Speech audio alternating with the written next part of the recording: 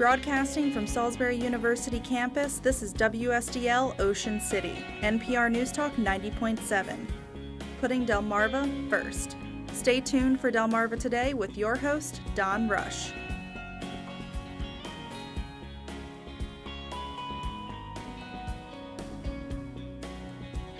Cancer is not something we like to think about, but what happens when the diagnosis suddenly comes? Welcome to Delmarva Today. This is Don Rush.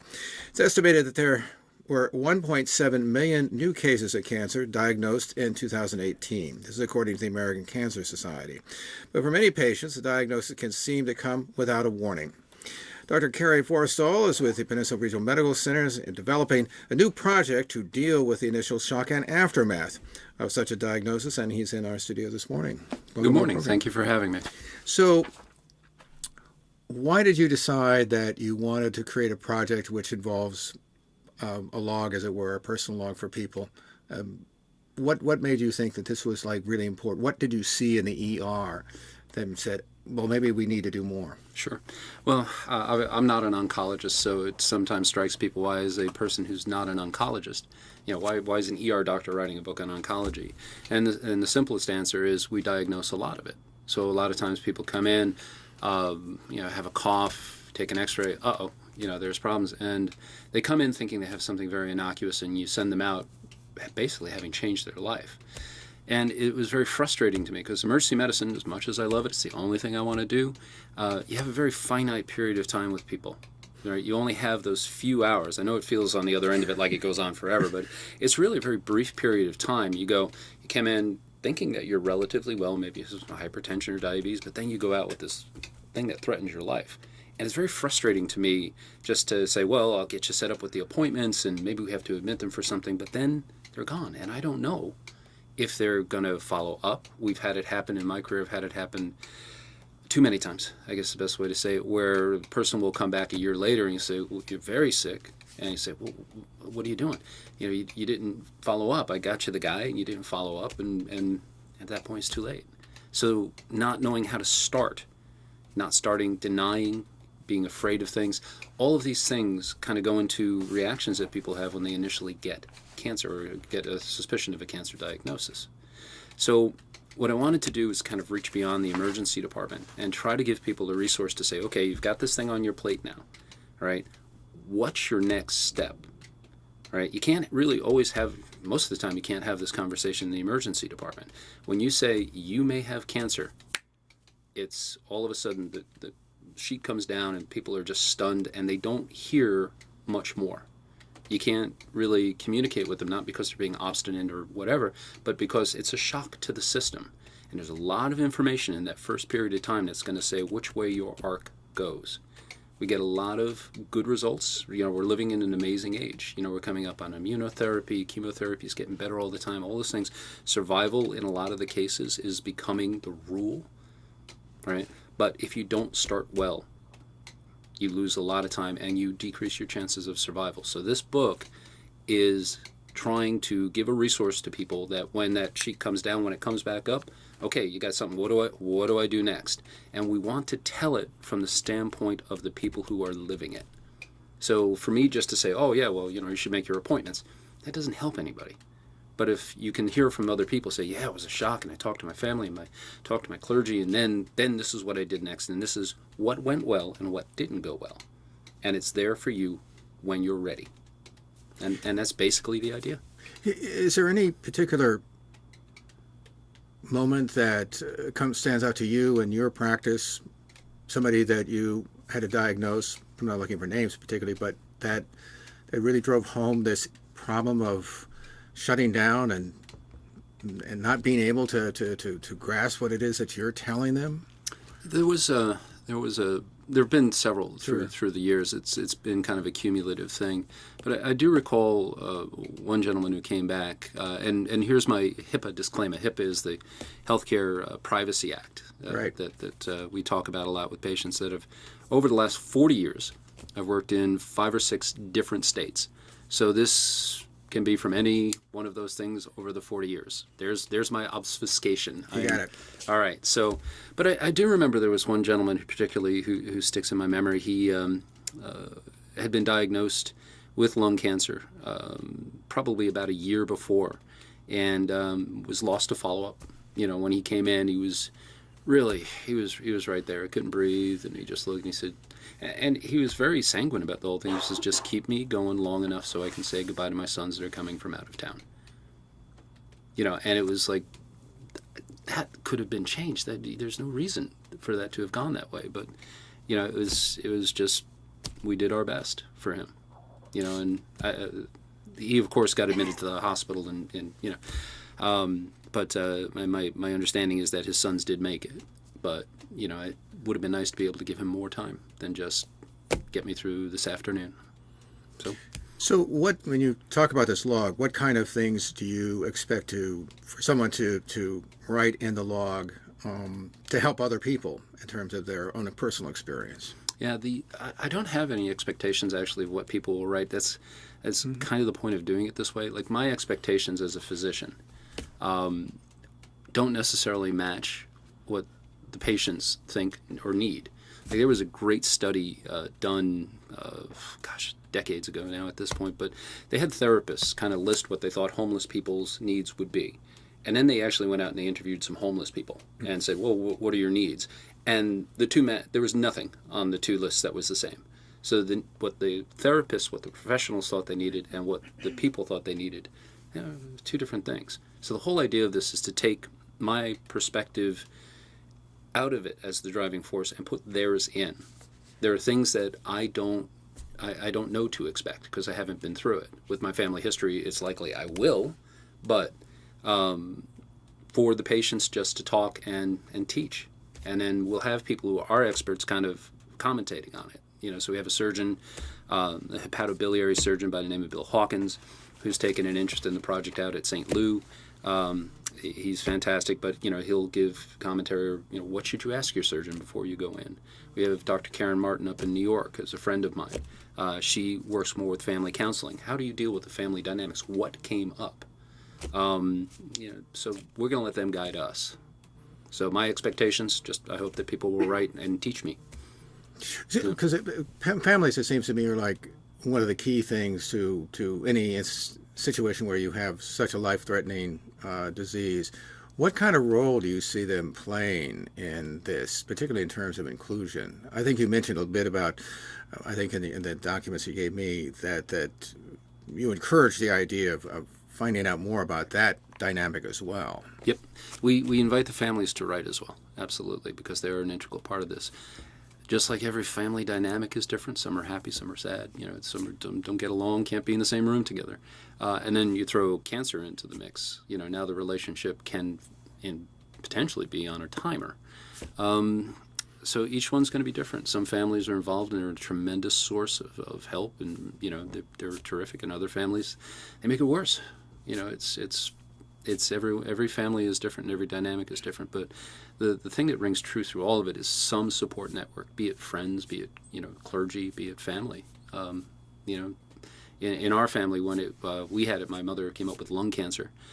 She'd been a long-term smoker, and and family was fantastic. Everybody rallied together, and it was it went very, very well. She survived her cancer, and she's doing great now. She and my father are traveling the world still. That's great. Other people we have in the emergency department, it's a knockdown, drag-out fight. Even though you're in there for treatment, people are yelling at each other. Every family is different. What was your own experience then with your mother coming down with cancer? I mean, what was your own personal reaction to it? And was there a tendency to shut down? Since you've gone through this, what was that like for you? Well, cancer, we don't have heart attacks, we don't have strokes, we get cancer. That's kind of what happened. My grandfather died of bladder cancer metastatic to the liver. My grandmother, in an age where there was no real chemotherapy, got uterine cancer and survived it. They did the radium pellets thing. They just, it's radiation, let's try it. And she survived.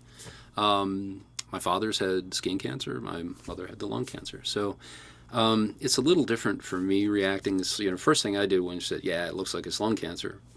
Okay, let's go, let's figure out the numbers. And yeah, she's up in New York. She did Stony Brook Medical, where I actually did my medical graduate training, and they did a great job for her. She needed a lobectomy. She needed part of her lung taken out, and then it actually recurred, and she did radiation, and that went very, very well.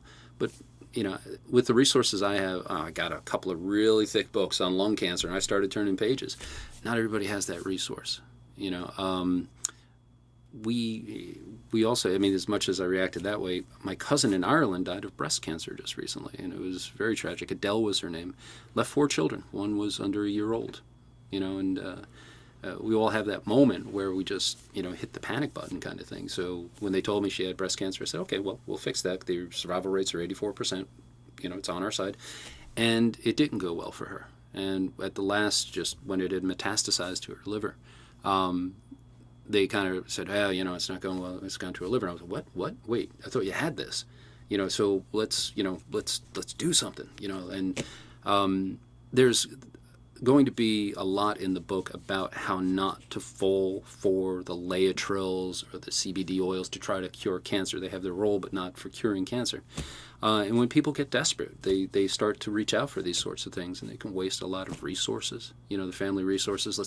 One friend of ours, this wasn't a patient of mine, but a friend of ours, wanted to fly to Mexico for some, scheme or another, and it turned out actually the guy was later under federal indictment for, But in my case, I obviously knew not to go for Laetrile or anything like that, but I still had the same sort of reaction, like, we got to do something. And I said, well, fly her here and I'll bring her to Hopkins. I'll give you, I'll send you an airline ticket. And we all are very human. We all have that same thing. I need to do something, so I guess that gets a little bit off of your point of, how did you react? But the one I probably had more of a non-professional or a more, as not a practitioner reaction was Adele's, because she was so young. She was in her 30s, kids. And for her to, die of breast cancer it was very, very difficult. I guess we were talking about kids, and we'll talk about them in a moment, but do you get a sense about how they were reacting to the situation with Adele? Well, because kids react differently than, say, the children, her children. Right. The older ones miss mom, of course. The 1-year-old, doesn't have much of a concept of the whole thing. So they're coming to their new normal, but it's a tremendously difficult thing. And then there you asked about family. Talk about the Irish can rally. they surely do. So my cousins are all about them, and they're trying to help out. But that is that's a tremendously difficult new normal to come to. You, by the way, in the documents you included actually a log that was submitted. So if possible, let's just not use her name. She's allowed for us to share that, but maybe not necessarily in a broadcast situation. Certainly, and she talks about her reaction to her child having being diagnosed. Tell me a little, as much as you can, about the log that you've included, and how is that different, particularly for parents who, their kids maybe 10 or 15 years old, whatever it happens to be, and you obviously have a great deal of emotional investment in your children. Mm-hmm. And to be faced with the possibility that it might be life-threatening, certainly. They, as you say, there are lots of new methods, and a lot of people survive, but there's still that chance. Tell me a little bit about that. Yeah, there are two very, and again, this is from a more objective standpoint. What she wrote was very moving, obviously. Right. And as a community, we had this situation with Brooke Mulford, which was very, very, very publicized. And the thing about the kids is they're unbelievably resilient. They really are. Kids are astonishing. They can take just about anything. They really are amazing. They never say, anytime we get a kid in that has that sort of problem, they just really, they'll impress you. They'll humble you. With the parents, I have a special, feeling for them, because they have to keep it together in front of the kid. They have to be there for their child, but inside that they're just having that just tear them up, and to keep going is just amazing. Amy Mulford, and Rob, they both just really, that was a long fight, and they did to some extent advance the science. Brooke engaged in some of the scientific, the experimental stuff that had come along, and it did prolong her life, and they did improve care for other children around, around the world, I guess. But man, it takes its toll. I mean, there's a quote in it. She says that when she gets the news, it's no, stop talking, don't say this to me. I mean, that's kind of like looking at something that's just unimaginable. Yeah, and it is, and I pray God that I never have that experience. Right. But it's when we get done with this book, which is going to be a general medical book. Right. We're going to get into the specialties of it, breast cancer specific, and one for children with cancer processes. And hopefully, I don't know what the answer is, how to support a parent. I'm hoping that folks like, the authoress here right. and others will guide me in how to give the best support to people who are having that. Don't say that to me. No. You're a bad human being for saying that word to me. Yeah. And it's a very natural and very reasonable response, but you got to get them through it and get to treatment. Is there a sense, by the way, that people tend to blame themselves? Or I don't think. And I've read where some people sometimes they blame themselves or what I do wrong, particularly for their children, obviously. Yeah. That just, or is that not your experience? I haven't had that as my experience, and it's interesting. I'll put that out to the group, on the Warrior Stance website. It'd be a very interesting question. It's a great question to ask. I think people blame themselves to some extent for things like lung cancer. I smoked. I know what I did. My grandfather's bladder cancer. He was a gentleman who vet of World War I, World War II. He was activated for Korea. He did a lot of things, but when he was not at war, he was off working at Con Edison, the utilities up in New York City, down in where they have all the stuff and all the PCBs and the dioxins and all those things, and we know that that's associated with cancers. Now, in 1970, when he got his cancer, and you could say, well, go home and enjoy the time that you have left. So he didn't know that his job was probably killing him at that point. But people who smoke and people who've done other things, they know. Liver cancer, for people who inject drugs, they get hepatitis C. 20 years later, they're going to get hepatocellular carcinoma. It's kind of like lockstep. I don't know if they feel like guilt about it or responsibility, but it's certainly a question to ask. So in terms of, as you treat cancer, is there a difference between how women react to this news as opposed to men? And obviously the forms are different, but... Yeah. I think men are a little harder about things. They're a little more obstinate. I don't know if you ever saw that. There's a great meme on the internet. It said... thousands of men are going to die from heart disease, and underneath somebody had scrawled, "No, we won't."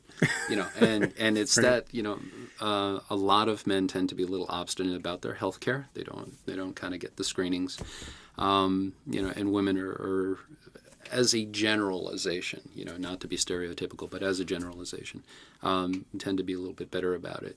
So my wife harangues me about my health. So I'm no better than anybody else. So, but. When you think about the cures, you can see stage 1, very high, stage 2 goes down. So by stage 4, those are not numbers you want to bet on. But the earlier you get to detection, the better off you'll be. So, but yeah, women tend to be a little bit better about their health than men, as a generalization. And particularly for women, we've talked a lot about breast cancer, and the cure can be traumatic. Oh, yes. And how do you deal with that? Again, everybody is different. Surgery was the first of the cancer treatments. Yeah, right. And they've worked over time. Guys like Dave Walker, who does a lot of breast cancer surgery and stuff like that, and they work on the techniques to try to preserve as much of the breast as they can. Back in the day, in the 1970s, lumpectomies, probably not so much. Now, you try to preserve as much of the breast as you can. The plastic surgeons do a lot, but it's not going to be. I think one of the complaints we hear a lot is, you can reconstruct a breast, but it's not going to feel like a breast to the woman, and that's sure. But again, everybody is different. Some people. We had one person who, the old Operation game, had a tattoo of all of his surgeries done in that form. And I mean, that is fearless, man. That is, you tattoo that on your body. That's, that's a guy who's got no fear whatsoever. So everybody's a little bit different. Some women are very, very sanguine about it. It's like, I'm here and I'm happy, and other people, it's, it's very, very difficult. It's something that they will not tell to anybody. It's, by the way, one of the big elements in anybody who's diagnosed with cancer is, and we've touched a bit on it with the support system, is the caregiver. How does that fit into what you're looking for? Because, I mean, I know, for instance, when we talk about the elderly, for example, caregiving can be extremely draining, has all its obligations, and caregivers are told, make space for yourself because this can really drain you out. What have you seen? What's your thinking about that? The caregivers have a terrible rough run of it. They really do, because they want to take care of their loved one, but they'll sometimes not take any time to kind of recharge their own batteries. And you can't fill a cup from an empty vessel, is the phrase that they say. And if there was anything, if anybody is watching this, I would say to the caregivers is it's okay. It's absolutely okay to recharge your own battery. You have to. You cannot give if you don't have. So if you've run yourself down into a horrible state, you're not going to be able to take care of your loved ones. So it's okay to recharge your own battery. You have to take it as part of taking care of your loved one, that you have to take care of yourself. If you collapse and wind up in the hospital, who's going to take care of your loved one? Right. So definitely the caregivers always are all out. I mean, the person who stepped up to take care of a cancer patient, they really are a remarkable group of people, and they just, like I said, they do burn themselves out, but they keep going. And, there are some unhealthy things that happen, that Sure. just hopefully we can avoid. By the way, also, are you hope to learn something about sort of the financial end of this thing, in the sense of, tell me a little bit about that, and what's been your experience in terms, because, and that's obviously a big thing these days with healthcare, health insurance, Affordable Care Act, all that stuff is now coming to the fore. What's your experience with that? So, cancer can be financially ruinous. It really can. What's taken care of by insurances still leaves a huge deficit. We're going to have something like, 600,000 medical bankruptcies. A lot of them are due to cancers and stuff like that. I think the hardest conversation to have is if you do get to the point where it hasn't gone well, and you're going to lose the fight, that there is a tendency to, just like our friends who wanted to fly down to Mexico for this $50,000 treatment, it's going to bankrupt them. And at some point you have to come and say, like, are you really making a fiscally sound decision?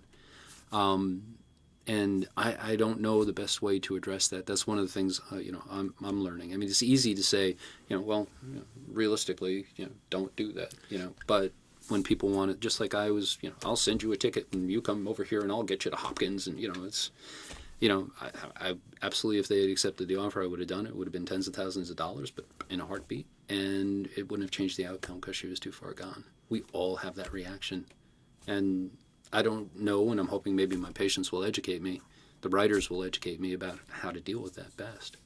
But do you find that there is a stress that's created by the sort of financial worry that people have? I mean, as a matter of fact, I think it was, I can't remember whether it was Elizabeth Warren or not, but one of the people who was involved with healthcare talked about watching I think it was Obama maybe, watching their mother have to deal with all these financial issues while undergoing, a treatment. I think it might have been Obama. Yeah, I think it was Obama, yeah. I guess rephrase the question for me again, just so I make sure I've got Sure. it. So I mean, so what's your experience in terms of the stress that a financial burden, puts on people? I don't know if I could elucidate anything that was particularly due to the financial stress of it, but it certainly, it doesn't help with everything else going on. I mean, it's how do you pay your bills? Well, and God forbid you ever get to the point where it's like, I can either pay for the medicine or pay for, and it's not what it should be in a country that has the level of resources we should have. I mean, this is the whole ACA argument that goes on. But it certainly doesn't help. It's not something that we discuss a lot in the emergency department. Right. In ER, you come, we treat. We don't ask questions about can you pay. We just take care of business. And the local docs here, the oncologists, Justinina and Gaza and Sweaty and all those guys, they take care of business. They don't say, how's your insurance look? They don't do that. They treat. They take care of things. So we don't have a lot of the financial conversations. We just take care of business. Guy comes in with what's called a neutropenic fever, let's say, right? Are you aware what that would be? No, what was that? So when you take chemotherapy destroys rapidly dividing cells. That's how it works, right? Cancer is just uncontrolled growth of cells. You give chemo, it kills those cells, but it also kills your white blood cells. All right, those are the little guys that fight off all the infections. So if you have a fever, which means you have an infection somewhere very often, and you have no white blood cells, that's a bad situation. That's going to go one way. So neutropenic fever, when somebody comes in, we just, like I said, no questions asked about your ability to pay. We get you the antibiotic, we get you fixed. So I'm in my position in the ER, I might not be the best person to ask about the financial impact because we don't discuss it, but it's something to absolutely find out. And again, the people who write hopefully will come to the project from this program, will tell us.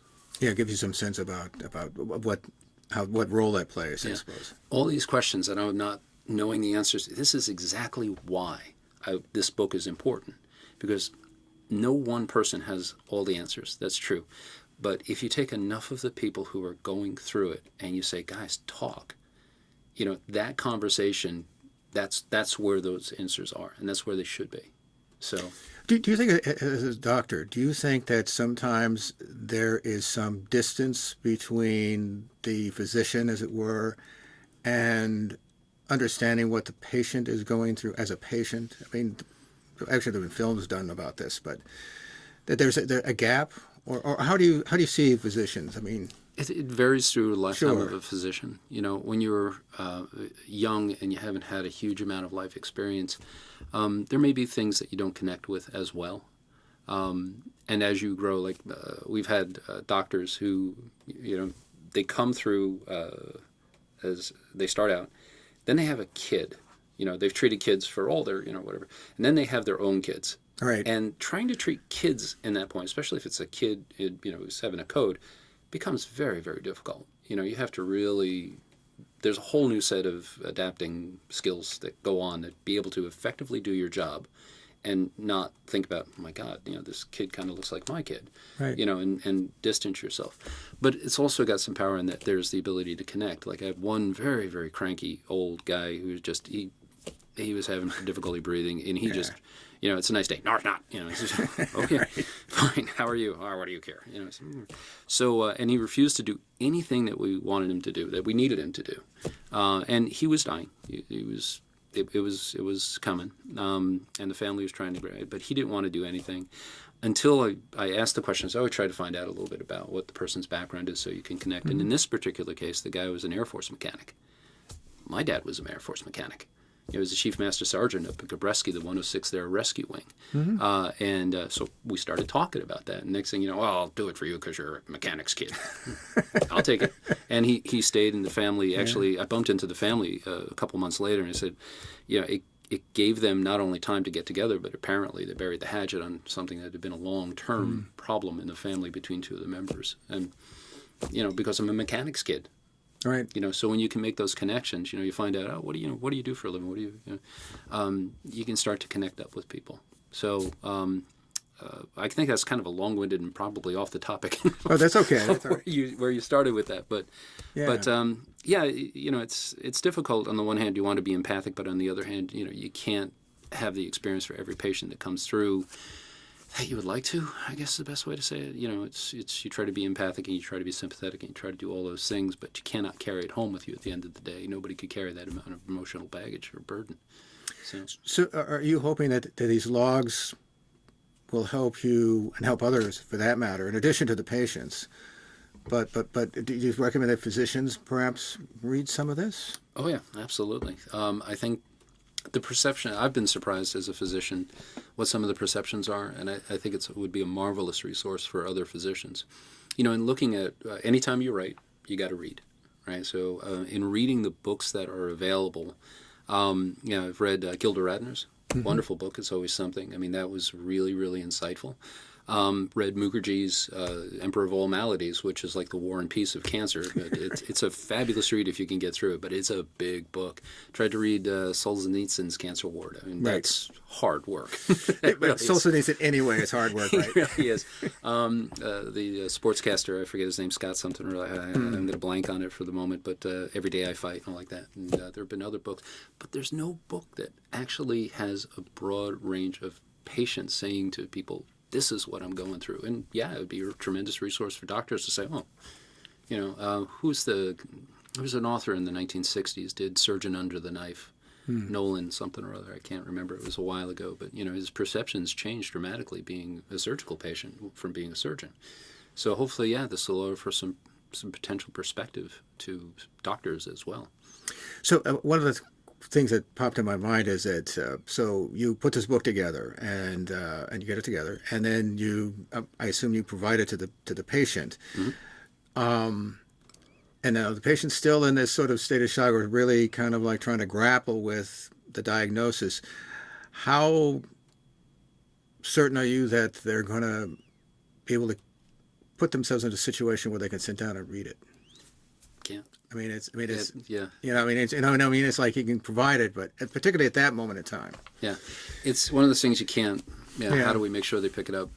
It's there's a reachable moment in a lot of cases. Like I tend to be one in the emergency department that when somebody comes in and they've overdosed or they're having problems with addiction or something like that, it's a very frustrating situation because 99 times out of 100, they're not going to listen to a word you say, but there's that one time. And if you keep swinging at it, you'll get it. Like, I remember very clearly there was a great case that I had. A guy came in, he was having some chest discomfort, and I walked in the room, and immediately when I walked in the room, the wife kind of does one of those things, and I'm like, okay, I don't know how I know her, but she obviously knows me. The kind of look of recognition. So we go through the case. She is frightened to death that this gentleman's going to die. And it turned out to be a very innocuous thing. He was, he did absolutely fine. So we're closing out the case. Say, okay, I'm going to need you to follow up with cardiology. You're good. This looks good. If you have any problems, you need to come straight back. So he's like, all right, thanks so much. So I go to leave. She stands up. I said, okay, here it comes. I don't know what it was, but something's going on. So she follows me out into the hallway and she goes, you don't recognize me. I said, ma'am, I'm really sorry. I don't. You see tens of thousands of patients. My apologies. Don't have to apologize. She goes, but last year I came in as a overdose, and I gave you a pretty hard time. so I'm sorry for that. That's fine. And she says, but you said something that stuck in my head about respecting myself. And it was a few months later that I actually started to do something, might even be just a few weeks. And she says, and she'd had something in her hand, and then she turns it out, and it's her 1-year sobriety coin. And this process of her getting clean had introduced her to this man, who then she married, and they'd been married for like a month, and she's got this new life now. And this was the threat to it. And that's why she had that reaction of being so, kind of into it. And she just took it back and walked away. It was one of those, but you don't get that if you don't swing. So to bring it back to your question, I can't tell when somebody's going to be ready to read that book, but that's kind of the whole idea. I can do my spiel in the emergency department. Maybe the oncology guys will definitely do their spiel. But if they're not ready to hear it at that point, it's lost. But the book, goes with them. They finally, are they ready 3 a.m., say, okay, pop open the book, it's there. And the whole reason I went through that whole bibliography, there's no book that does this that I've seen yet.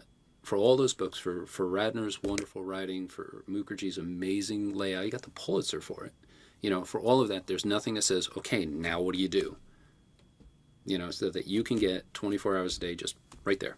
It's ready to go when you are. So that's the best way I know to optimize their chances.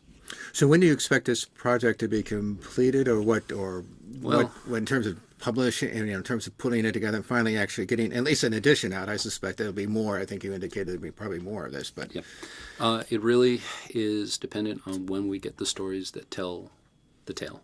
So we have 2 people right now. We've had 30 sign-ons to the website. We have probably 2 very active people right now. People kind of come and go. In one instance, one of the patients had one of the patient's family actually had logged on, and he passed very quickly. But we have a couple of active writers, and hopefully to create a dialogue, we need more and more. When I get to 5 stories, we're trying to get them from the time of when you get the diagnosis to probably about 12 to 18 months out. And we have those stories, 5 of them. I think that's when we do it. And whatever time that takes, it's, I'd like to have it out yesterday, of course, so it could be, there for people. But it's going to take the time it's going to take. By the way, what's been the reaction from your colleagues to this project? Very supportive. I mean, like I said, the hospital here with Lisa Barnes and just everybody has been really great. They've been working with us to try to recruit. The oncologists everybody thinks it's a great project. It's just, getting those people on the site to write their story, share their story, their journey. By the way, if I'm somebody who wants to do that, how do I do that? So it's at this is the Warrior Stance Project is what the working title of it is. It's taken from something somebody said to me actually in the emergency, a cancer patient said to me in the emergency department that stuck with me. So it's www.warriorstance.com. If there'll be a login. We vet everything so that you don't have trolls trying to sell you Laetrile. Right. That sort of thing. We get a lot of bogus attempts at logons from, there's a very nice man from Nigeria who really wants to be on as Prince. He's got money. But we're trying to vet all of that stuff out. Right. So we'll ask you, what do you have? Where are you treating? If it doesn't, if it's not here where we know you are, or know the case, then we ask if we can contact your oncologist, just confirm that you're in care. Nothing more than that. Just say, is this person under cancer care? Don't even, want to ask what cancer care, just that you're under care. And then, just right away. And the families are absolutely welcome. Anybody who you deem a part of the process is welcome to write with us. Well, we've been speaking with Dr. Kerry Forrestal. He's with the Peninsula Regional Medical Center, developing a new project, which is essentially a set of logs that hopefully patients and people with cancer will be able to not only access but write, and perhaps bring a more human sense to, to medicine, at least for the patient anyway. Yes. Appreciate you stopping by. Thanks so much for your time. Thank you. This has been Delmarva Today. I'm Don Rush. Thanks for listening. Thank you for watching Delmarva Today, a production of Delmarva Public Radio. Production and audio engineering by Chris Rank. Hosted by Don Rush. For podcasts, visit delmarvapublicradio.net or subscribe to the Delmarva Today podcast on iTunes. Delmarva Today can now be seen on PAC 14.